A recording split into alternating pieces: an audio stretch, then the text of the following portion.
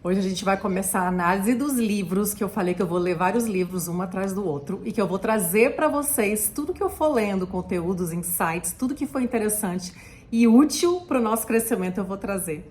E o livro agora, o livro da vez, é esse livro aqui, ó, Jacob Petrie, O Óbvio que Ignoramos. É um livro maravilhoso e eu vou começar a ler aqui com vocês. Não ler, mas eu vou começar a trazer para vocês coisas do primeiro capítulo que fala sobre o talento. Ele conta uma história super interessante aqui do Laszlo Polgar. Era um húngaro, ele era psicólogo húngaro, professor. E ele começou a estudar vários intelectuais, ele queria descobrir o que esses intelectuais tinham, que eles conseguiam resultados tão excepcionais na vida deles. E ao estudar centenas de intelectuais, ele descobriu na pesquisa dele que esses intelectuais todos tinham tido um intenso estudo, uma intensa dedicação a aprender, né, ter conhecimentos, educação, técnicas, e assim eles se tornaram grandes intelectuais. Então, para ele chegou à conclusão de que os talentos, os resultados excepcionais, as pessoas de sucesso eram formadas por exclusivamente conhecimentos técnicos. Bastava estudar, estudar, estudar e se dedicar intensamente que você conseguia ser o melhor naquela sua área de dedicação. Então ele resolveu fazer isso na vida real. Ele falou, eu vou criar gênios. Ele até escreveu um livro criando gênios. E aí ele resolveu anunciar publicamente num jornal, procurando uma esposa que topasse criar com ele filhos que ele fosse criar para ser gênios, para ele provar que ele estava certo com o resultado da pesquisa. E aí ele publicou, ele era húngaro e foi uma ucraniana que foi a escolhida para casar com ele. Ela casou com ele, aceitou o desafio. Eles tiveram 3 filhas, 3 meninas. E logo cedo, a partir dos 4 anos, a mais velha, eles já começaram com esse treinamento. E o que ele escolheu para ensinar, para provar que ele estava certo, que a filha dele ia ter sucesso, foi o xadrez. Porque ele falou, o xadrez não é só uma arte, é uma ciência também. E como é um esporte competitivo, eu vou conseguir mostrar e provar que ela vai ser a melhor do mundo em xadrez. Então, a partir dos 4 anos, ele e a esposa começaram esse ensino diário do conhecimento, né, das regras, das técnicas, das jogadas e da prática de jogar xadrez. E as outras 2 filhas, menorzinhas, com menos de 4 anos, já ficavam lá assistindo, e a partir dos 4 anos começaram também esse estudo de xadrez todos os dias. Eles conseguiram até uma autorização do governo húngaro para que elas não precisassem ir para a escola, para não perder tempo na cabeça deles indo para a escola. Que eles ensinariam para elas as coisas lá básicas que eram exigidas, ensinariam em casa. Então até isso elas estudavam em casa, para não gastar tempo e viver e respirar xadrez todos os dias. E aí o que aconteceu? Elas foram crescendo. Quando a mais velha tinha 17 anos, ela conseguiu resultados, né, em alguns jogos e campeonatos assim, locais. Ela conseguiu resultados que qualificavam ela para o campeonato mundial de xadrez. O problema é que na época, isso aconteceu, ela nasceu no finalzinho dos anos 60. E aí, começo dos anos 70, ela começou a treinar. No começo dos anos 80, meados dos anos 80, foi que ela conseguiu se qualificar para o mundial. Só que só se aceitavam homens naquela época, não tinham mulheres jogando. E ela não conseguiu autorização para jogar porque ela era uma mulher, apesar dela ter, né, as pontuações lá necessárias para jogar. E só 2 anos depois é que teve uma Olimpíada Feminina e ela e as irmãs, as 3, conseguiram jogar. E elas tiveram resultados significativos, mas nenhuma das 3 foi campeã. Nenhuma das 3 bateu o recorde mundial. E aí? A teoria do Laszlo começou a vir por água abaixo, porque elas tiveram um treinamento intenso durante quase 20 anos da vida delas. Elas estavam com 17, 15 e 13 anos, mais ou menos, e elas não conseguiram nenhum recorde, não bateram o recorde, não ganharam nessas Olimpíadas, e nos 3 anos seguintes também não. E aí, quando a mais velha estava com 20, as 3 falaram assim, a vida é muito mais do que xadrez, elas não se sentiam felizes. E elas resolveram desistir.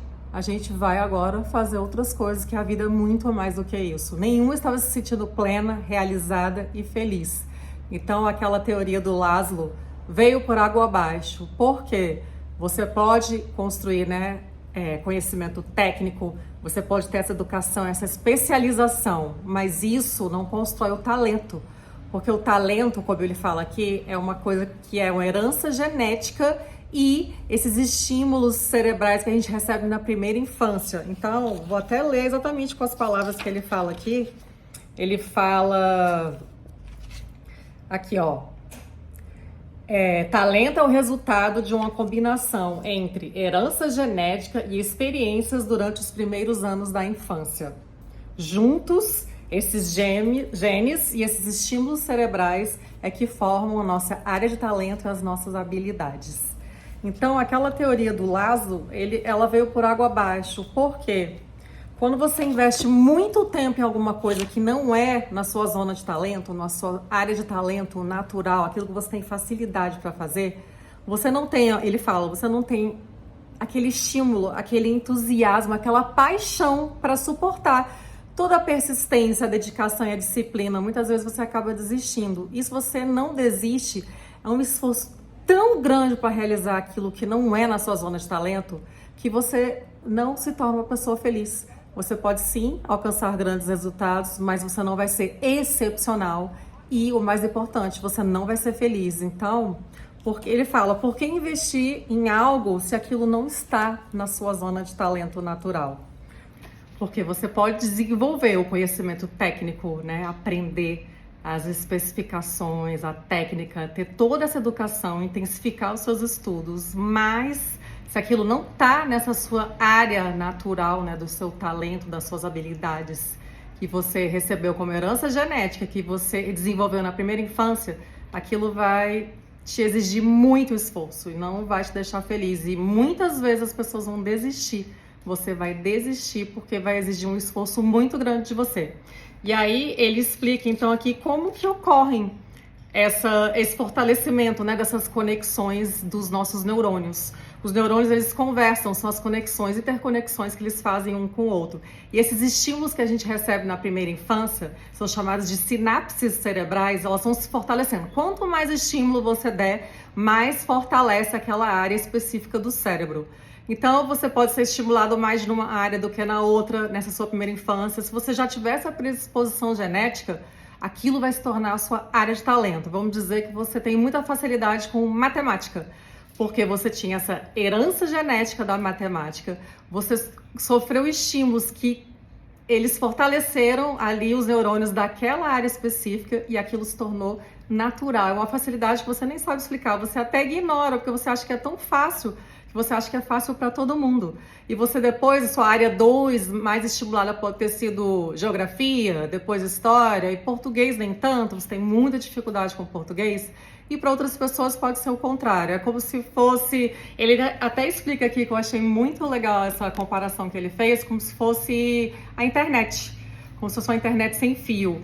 Essa conexão 1, que é a conexão mais forte, que a internet é ali forte, você acessa, você já consegue ter a velocidade rápida, é como se fosse a matemática, no caso da pessoa ter se desenvolvido na área de talento da matemática.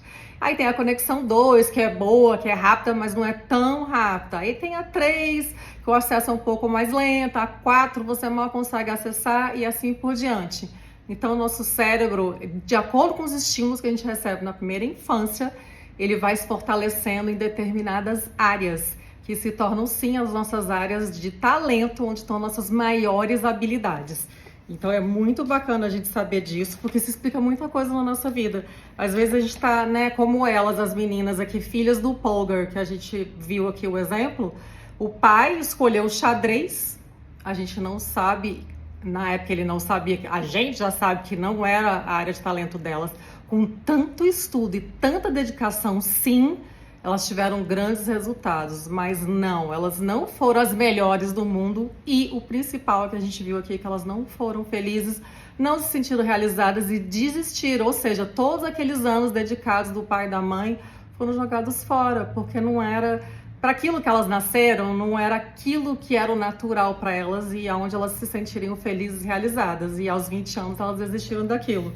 Então é muito bacana esse capítulo que ele fala sobre isso, né? Do talento natural, e que você mesmo sabendo que você tem um talento, às vezes desde pequenininho você já sabe, eu quero ser cantor, porque você gosta de cantar, você tem a voz bonita, você tem facilidade, é desinibido, e você até canta quando criança, faz aquelas apresentações para a família, só que você acaba entrando numa escola, aí segue o caminho, né, que a gente chama da corrida dos ratos. Aí vai se formar, vai estudar música. Normalmente os pais ou amigos, familiares acham que não é legal, você acaba fazendo outro curso, se formando, começa a trabalhar, entra no mercado de trabalho que não é naquela sua zona de talento, aquilo que era a sua paixão, aquilo que ardia dentro de você, onde você colocaria todo o seu entusiasmo.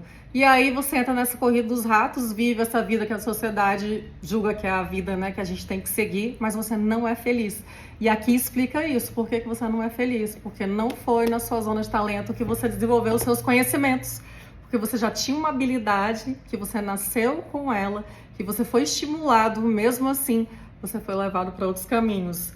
Então, ele encerra falando exatamente isso, que esse desempenho excepcional é possível, sim, com aprendizado, educação, conhecimentos, né, aprendendo as técnicas, mas o talento ele não é desenvolvido dessa forma. Então, você tem que aprender tudo isso na sua zona de talento, se você quiser realmente resultados excepcionais que não sejam um fardo para você. Ou seja, com menos esforço, mais alegria, mais paixão, você vai conseguir grandes resultados se você unir as duas coisas, a sua zona de talento, de habilidades, com toda essa parte da educação e do conhecimento técnico.